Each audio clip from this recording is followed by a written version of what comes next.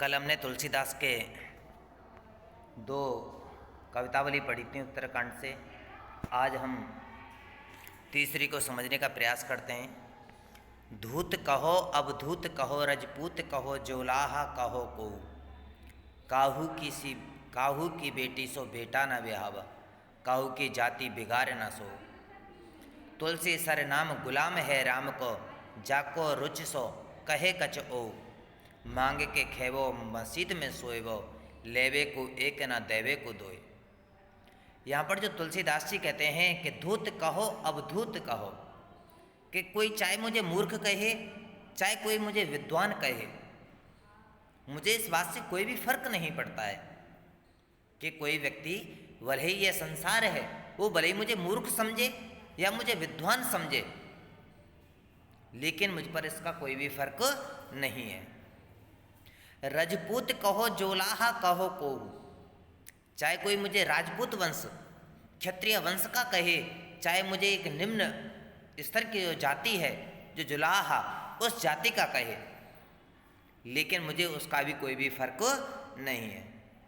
काहू की बेटी सो बेटा ना ब्याहव, मुझे किसी की बेटी से अपना बेटा नहीं ब्याहना है, उसका विवाह नहीं करना है, जिससे कि उसकी जाति बिगड़ जाएगी। मैं तो जैसा हूँ वैसा ही ठीक हूँ।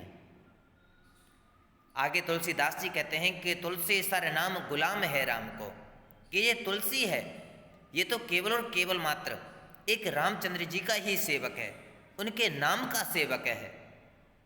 जाको रुच सो कहे कच ओ, कि जिसके मन में जैसी भावना मेरे प्रति जागृत होती है, मेरे विषय में जो कुछ भी कहना चाहता है वो मेरे विषय में कह सकता है।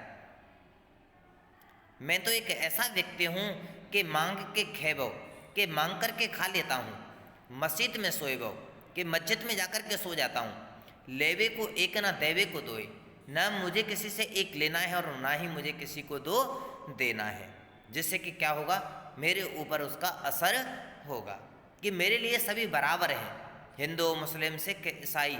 कि मांगे के खेबो, कि मंदिर के बाहर बैठ करके मांग करके खा लूँगा, मस्जिद के बाहर बैठ करके खा लूँगा, मांग करके खा लूँगा, मस्जिद में जा कर के सो जाऊँगा, क्योंकि मैं तो केवल सेवक हूँ। तो वो किसका हूँ? एक राम का सेवक हूँ।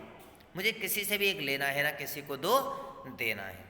इस प्रकार से तुलसीदास जी ने अपने विषय में उसका वर्णन कर रहे हैं।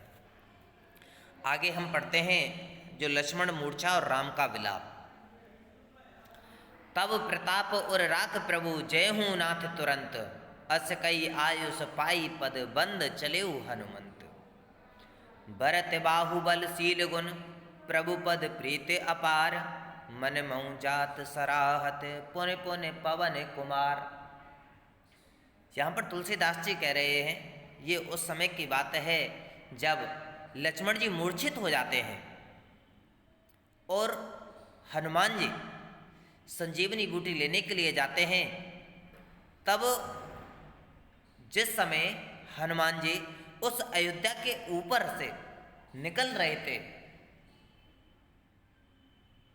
उस समय भरत जी से उनकी जिस प्रकार से भेंट होती है, जिस प्रकार से वो मिलते हैं, उस समय की बात है कि तब प्रताप और राख प्रभु जय हूँ नाथ तुरंत, कि हे प्रभु आपके इस यश को अपने हृदय में रख करके कि जो प्रभु श्री रामचंद्र जी हैं, मैं तुरंत ही उनके पास पहुंच जाऊंगा। अस कही आयुष पाई पद, इस प्रकार उनके चरणों की वंदना करके जो हनुमान जी हैं वो चल देते हैं।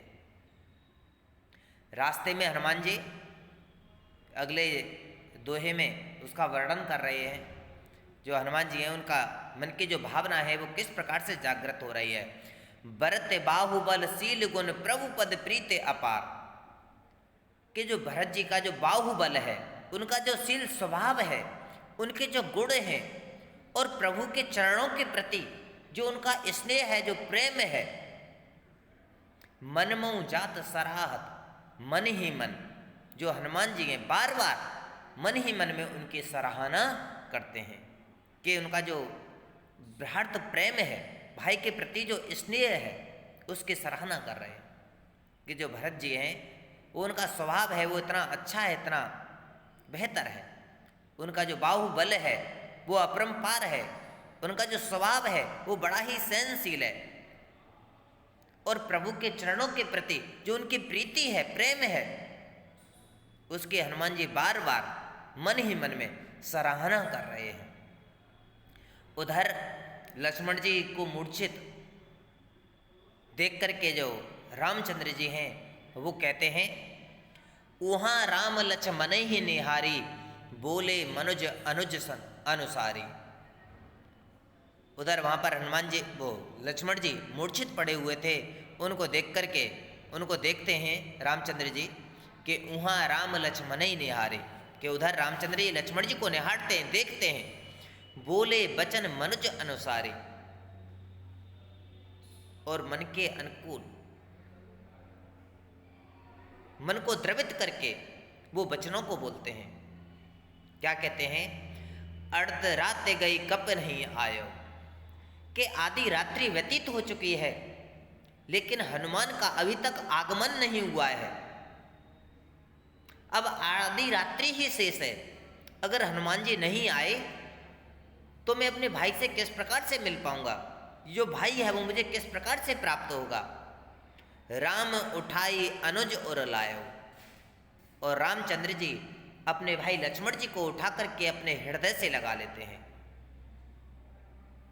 और आगे कहते हैं, सकौ न दुखित देख मोहि काहू, बंधु सदा तब मृदुल स्वभाव, कि तुम मुझे कभी भी दुखी नहीं देख सकते थे, लेकिन आज तुम्हें क्या हो गया है। बंधु सदा तब मृदुल स्वभाव, कि हे बंधु, हे मेरे भाई, तेरा जो स्वभाव था वो बड़ा ही मृदुल था।